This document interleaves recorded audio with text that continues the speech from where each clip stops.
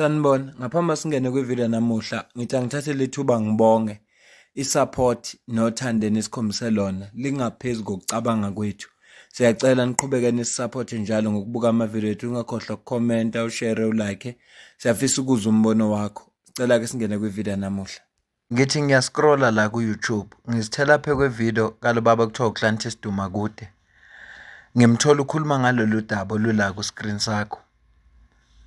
Ngalalela ngahamba ngofunda i-article yakhona, sengithi asike sixoxe ngayo ngoba ingikhumbuze lamazwi lawa.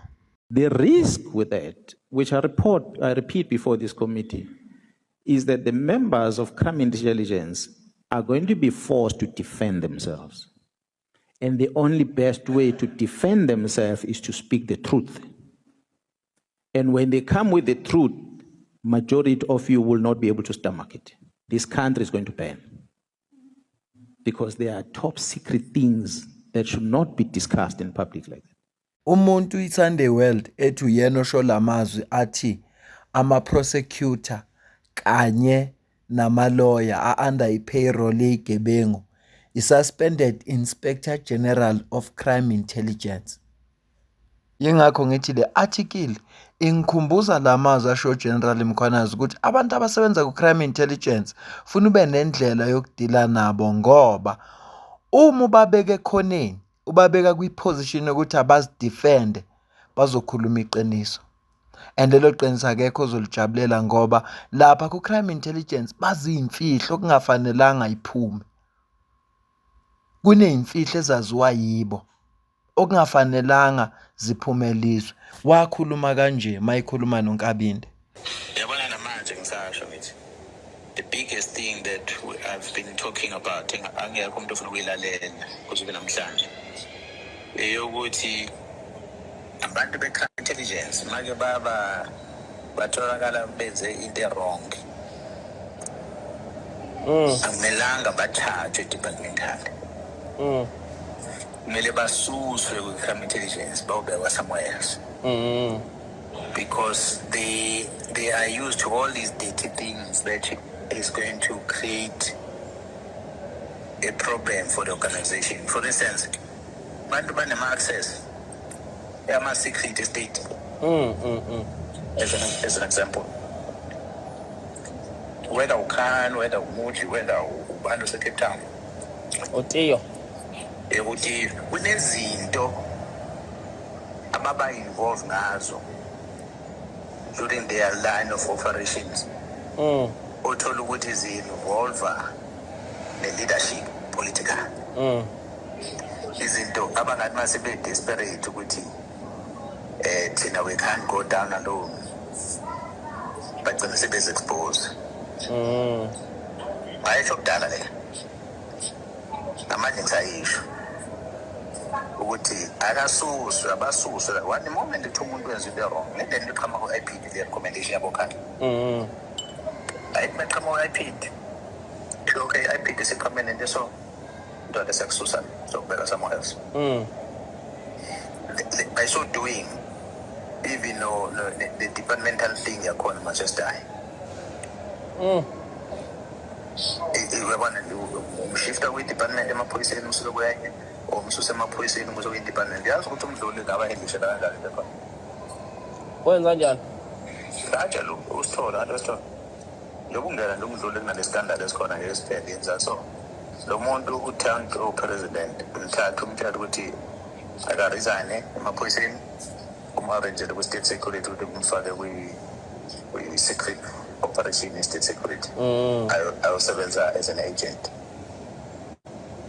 By so doing, upresident uzobahave ukuthi is still around. The public behave ukuthi akasekho emaphoyiseni. That what depend kumdluli.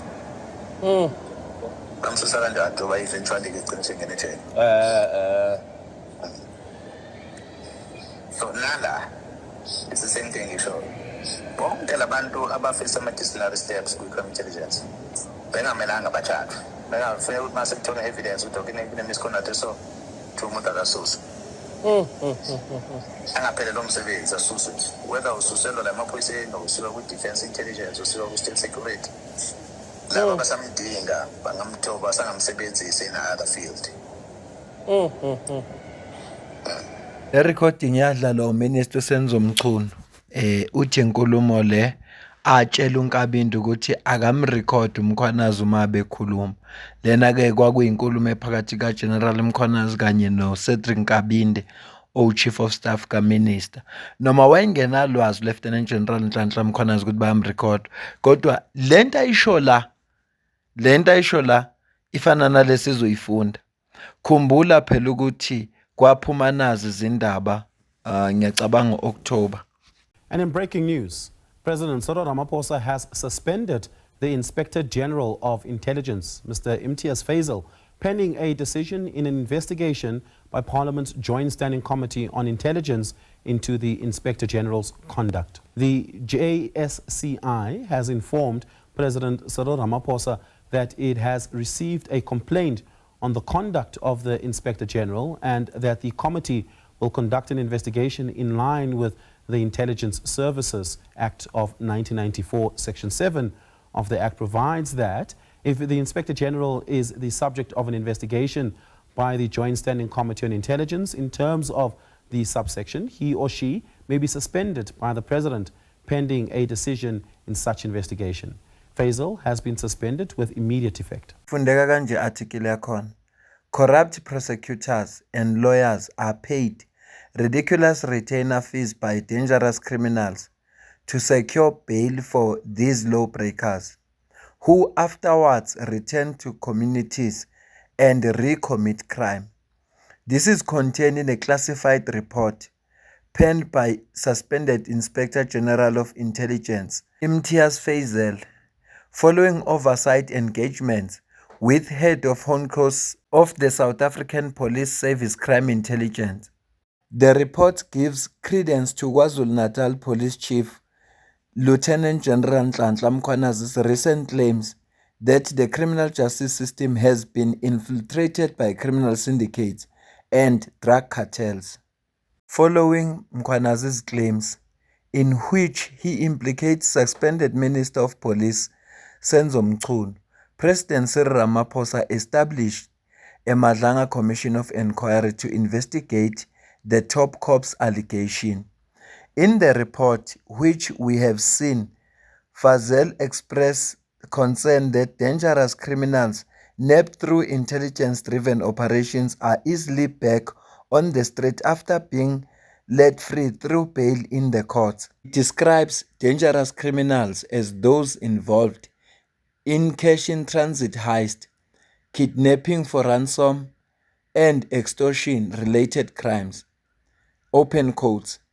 It was pointed out during our oversight engagements with management of the division that some dangerous criminals apprehended through intelligence received from SAPSCI are often released on bail only to return to society to commit more heinous crimes. This is due to pervasive corruption within the criminal justice system, especially the alleged involvement of corrupt prosecutors and attorneys who are paid retainer fees by criminal syndicates. South Africa is besieged by a high level of crime, some committed by repeat criminal offenders who are released on bail for various criminal offenses. The involvement of repeat criminal offenders in the commission of serious crimes such as CIT, extortion-related crimes, and kidnapping for ransom was highlighted as a serious impediment in tackling organized criminal network and syndicates by SAPSCI. Close quotes. Reads the report that was submitted to Mchunu and Ramaphosa amongst others. According to the report, which was authored in November 2024, even when crime intelligence had succeeded to reduce CIT heist significantly, the mastermind who were out on bail started branching into the now infamous extortion syndicates, also known as protection fee mafias, and kidnapped people for ransom. Faziel said they were so frustrated by the release of dangerous criminals into society by giving them bail because some are out walking on the street with as many as 20 charges against them. He emphasized that at the center of these criminals' freedom are their deep pockets, which enable them to pay lawyers ridiculous money to be able to cut deals with prosecutors. Open quotes. The criminal justice cluster is therefore obliged to develop strategies to disrupt and prevent threats posed by repeat criminal offenders operating within organized criminal syndicates terrorizing communities. Close quotes. The report stated. In the report, Faisal also slams crime intelligence for failing to deal with Zondo Commission-related matters that affect members of the division. He stated that certain investigations, as recommended by the State Capture Commission, had hit a brick wall due to those implicated or their allies withholding information and evidence. Of the 10 Zondo Commission cases relating to CI members, only one is at an advanced stage of investigation. Faisal further stated that 2 cases are before court and another is at an inquiry stage, while in 6 matters criminal investigations were deliberately stopped. Open quotes.